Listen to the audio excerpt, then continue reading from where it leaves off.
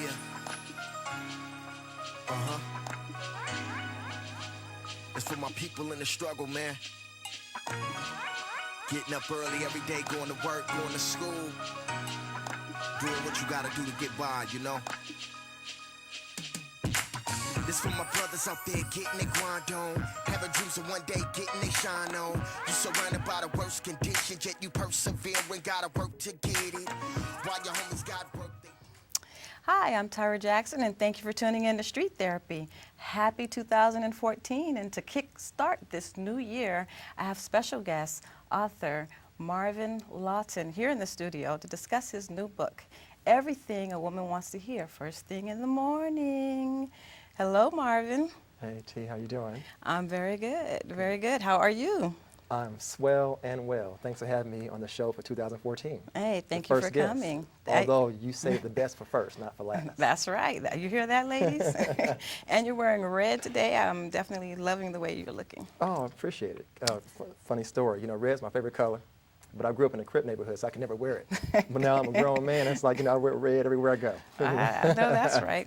Well, you wear it well. Thank you. So what have you been doing? Because I know, me and you, we met a long time ago. We modeled for a couple of shows, not shows, but parties, all black party.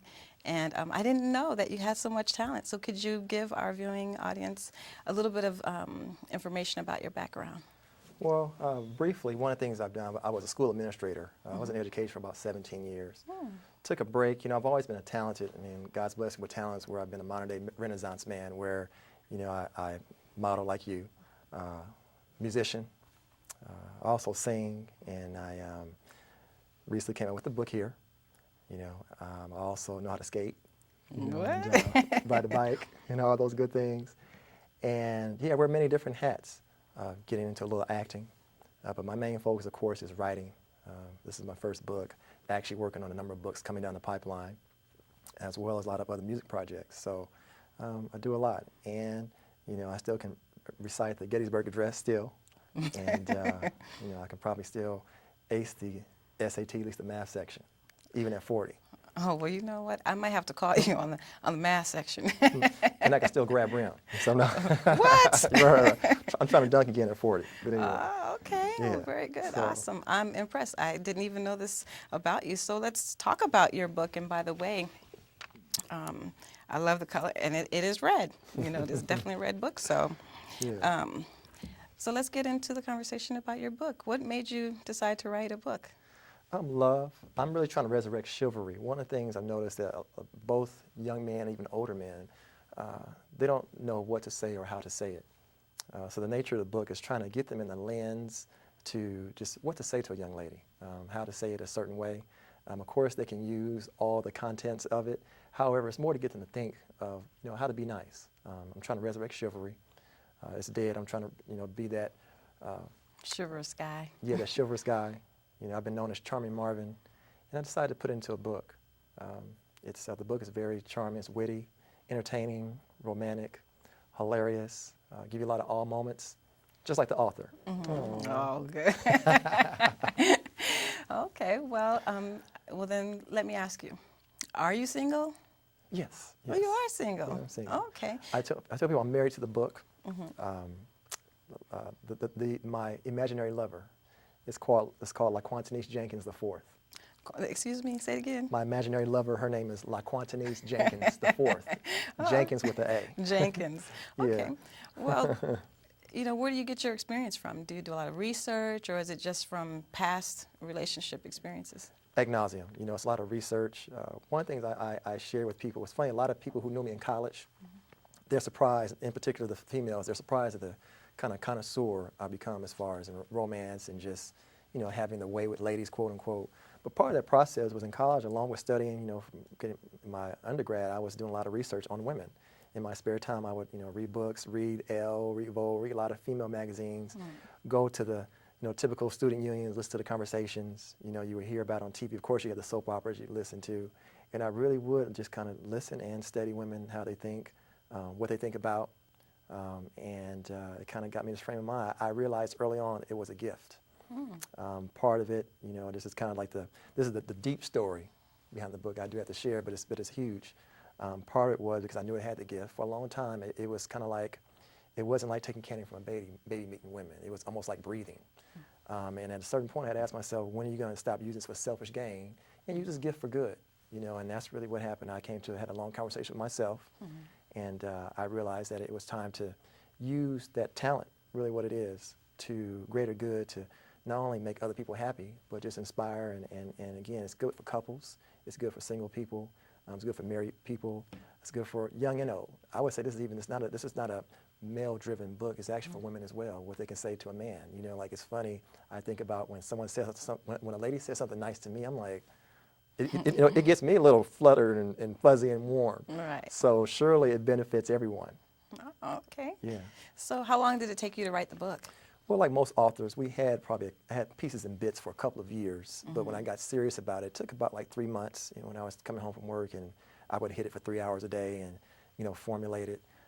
It's a thick book, but a very short read. It's kind of like a romantic devotional. It's something every day each year I kind of synchronize it to go across the entire calendar year. So it has, you know, Mother's Day, Father's Day, Easter, little Kwanzaa. You know, so it has a lot. It's a calendar year basically.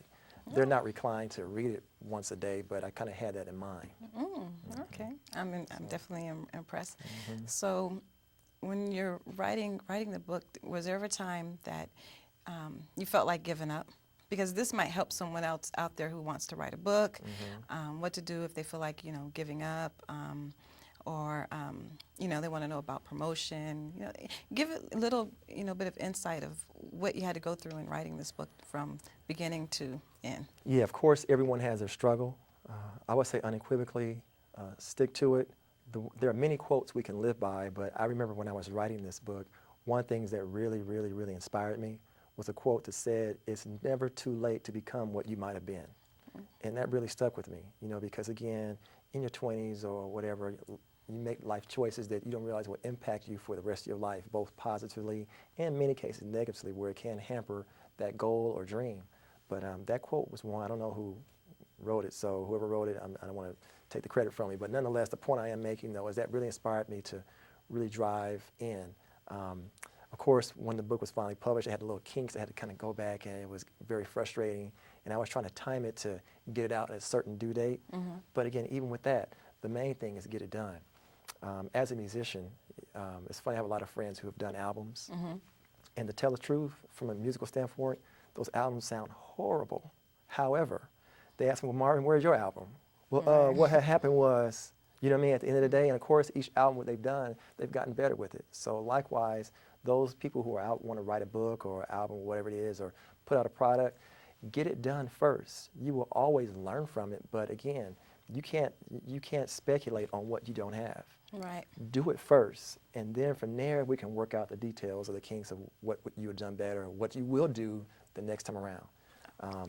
Being steadfast, you'll find out that that's paramount in all goals and aspirations. If you can be steadfast and get it done, that will make all of the difference. Okay. So now with the title of your book, you know, within itself, you said everything a woman wants to hear early in the morning. Now, out of all your choices, why did you choose the morning? Well, because what I like about it, very good, I'm glad you asked the question. The reason is because in the morning, you don't want a whole lot of talking. You know, you want enough just to get your day started. And all these little carrots are just that. I really synthesize it to be just enough to get you through the day. You know, just to kickstart. What would I want to say to you in the morning? You know, page 87 or whatever page you turn to. So, yes, that was the reason why I chose everything first thing in the morning. There's a second one that has a different title, but it's everything you want to hear.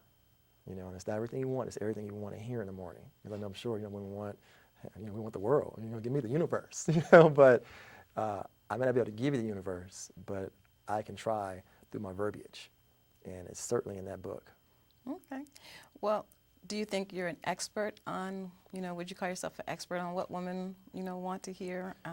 What makes you get in tune with women and understanding their needs? Saying this as unbiased as I can, women are emotional. So to be able to tap into those emotions by way of my own, you know,